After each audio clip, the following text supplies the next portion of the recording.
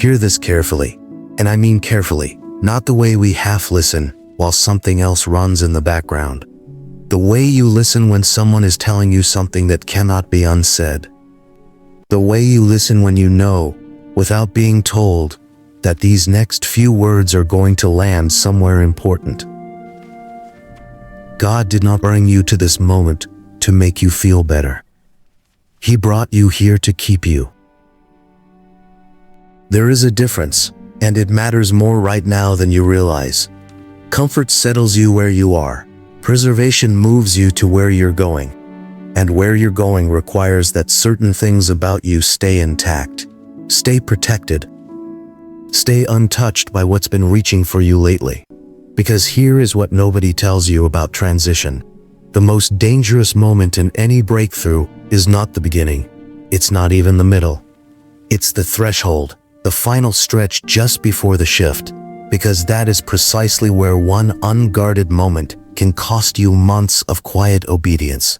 One sentence spoken from the wrong place can reopen a door God already closed. One reaction, just one, can give access back to a person, an energy, an old version of a dynamic that God removed from your life for a reason. One unnecessary explanation can hand a key to someone who lost their clearance to your inner world a long time ago.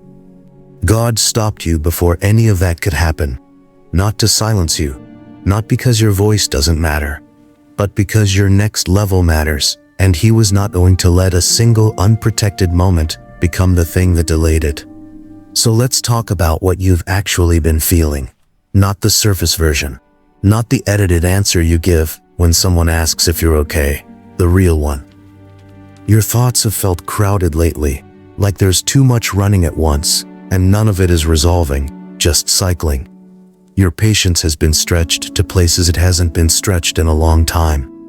Things you thought you'd fully healed from have been surfacing again, quietly, catching you off guard at moments when you least expected them. And underneath all of it, a kind of tiredness that sleep doesn't fix. You know what I mean. The kind of tired that comes not from doing too much, but from holding too much. From managing what you feel around certain people. From monitoring yourself. From staying measured in environments that seem designed to pull an unfiltered reaction out of you. Here's what God wants you to understand about all of that. The enemy does not attack randomly. He attacks strategically, and his preferred timing is transition, the exact moment when something in your life is shifting from one chapter to the next. Because if he cannot stop you, his secondary objective is to provoke you. To get you to react before the shift is complete. To get you to engage with something that will cost you time, energy, and ground that you've already taken. He's not afraid of your weakness. He's afraid of what you're becoming. And he is trying to catch you before you finish becoming it. Handle the contact from life. Now let me name something even more specific. Because I think part of what's been confusing you is that what you're feeling doesn't have an obvious label. And when we can't label something, we tend to assume something is wrong with us. So let me name it for you. You don't feel like explaining yourself anymore. Not in the passive, withdrawn way. Not depression or defeat. Just a quiet, settled sense that the people who require endless explanations from you were never going to understand you anyway, and the energy it costs to try is energy you no longer have to give. You don't feel pulled into conversations that spiral, the ones that start somewhere reasonable and end somewhere that leaves you feeling drained and slightly less like yourself than when you walked in. You don't feel energized by environments that used to feel normal. The rooms, the dynamics, the social rhythms that once fit you, they don't quite fit anymore. And you've been wondering if something is wrong with you for outgrowing them. Nothing is wrong with you. You are outgrowing emotional chaos. And that is not a loss. That is one of the clearest signs of genuine spiritual maturity. When the things that once pulled your energy start to feel foreign to who you're becoming. When drama that used to feel urgent starts to feel like something happening in a language you're slowly forgetting how to speak. He is upbraiding it. Where you once reacted, you are learning to pause. Where you once defended, you are learning to discern. Where you once rushed to explain, you are now watching, observing, letting things reveal themselves without your interference. That is not coldness. That is not pride. That is not you giving up on people or relationships or community. That is wisdom settling into your bones. That is the fruit of everything you've been through, finally finding its form.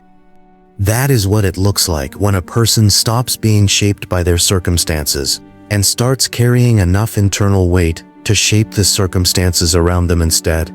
You are not withdrawing from life. You are developing the kind of presence that changes rooms. Hands on the man, and here is the part I need you to sit with. Your energy feels different lately, more limited, more guarded.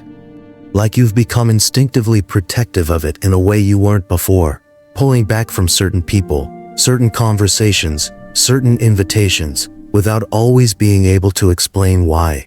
Trust that. God marked this season as untouchable, not just to you, to the things trying to reach you. There is a spiritual quarantine around your life right now, and I need you to understand that quarantine correctly. It is not a sign that something is wrong with you. It is a sign that something in you has become dangerous to the enemy. Quarantine is not for the sick. It is for the potent, for the things so powerful that it must be contained, protected, kept from contamination until it's ready to be released into the world at full strength. That is what is happening in you. You are being kept at full strength. And one careless reaction, one moment of taking the bait, of stepping into the provocation that's been laid in front of you, of spending yourself on something that was designed to cost you exactly what you cannot afford to lose right now, could delay what is already in motion. But here's the other side of it. One right response, even one act of choosing silence when you could have reacted, accelerates everything. Every time you don't take the bait, you gain ground. Every time you guard your peace instead of defending your ego, the shift moves faster. Every time you choose who you are becoming over who they're trying to provoke you to be, you win a battle that nobody in the room even knew was happening. This is not a season to prove yourself. Say that again, slowly, somewhere inside you. This is not a season to prove myself. The people who need to be convinced of your worth by this point, they are not the audience for this next chapter of your life. The rooms that only respect you when you perform, explain, justify, and defend, those are not the rooms your next level lives in. This is a season to protect yourself, to protect the formation, the emergence, the thing God is carefully, deliberately, unhurriedly building, in the quiet place where no one else has access. You are not finished yet.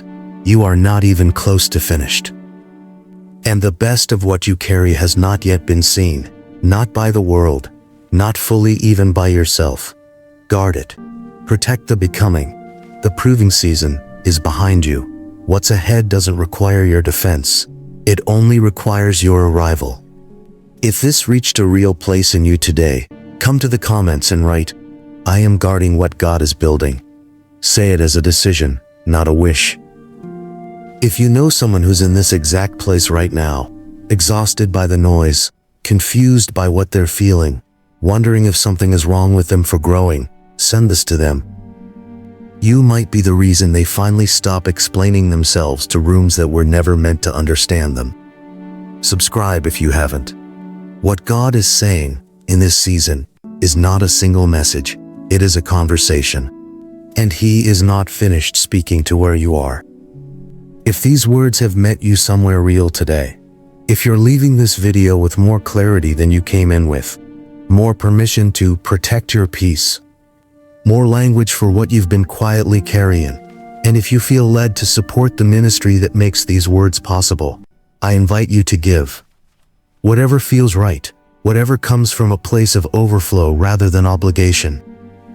Your support doesn't just keep this channel going, it carries this word to the next person sitting in the middle of their transition, being provoked, wondering if their growth is actually loss. What you sow here reaches them. Thank you, beloved. Guard your becoming. Heaven is watching over it.